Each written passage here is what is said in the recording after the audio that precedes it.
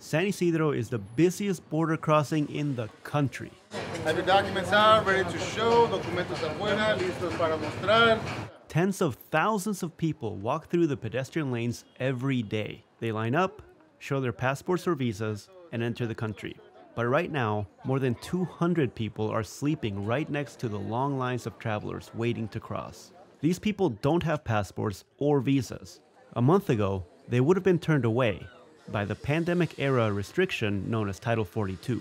The Biden administration ended Title 42 in May. Officials are now encouraging migrants to use a mobile app to schedule appointments to enter the country. But the people sleeping outside, they say the app isn't working for them. One Honduran migrant said he's tried to secure an appointment for the last 3 months. He didn't give us his name because he's afraid to live in Tijuana, where other migrants have been kidnapped, assaulted, and killed. The man has slept on Tijuana's concrete sidewalks for the last 3 days outside that port of entry. He says it's been tough, but that suffering is a part of the migrant experience.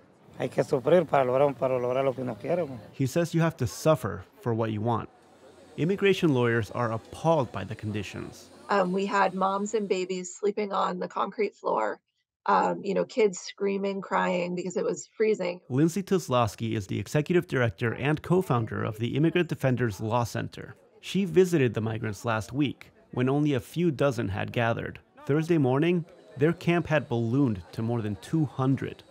Kozlowski criticized new Biden administration policies that restrict access to asylum. Unless migrants schedule appointments through the app, they are presumed ineligible for asylum.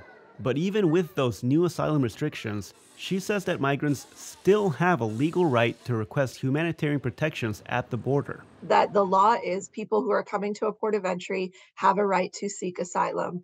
And the asylum ban comes into play potentially years down the road when that person needs to rebut the presumption that they are ineligible for asylum as a form of protection. She says that rebuttal of ineligibility should happen in court before a judge, not at the port of entry with a border official. Documentos. Have your documents out, ready to show. Gustavo Solis, KPBS News.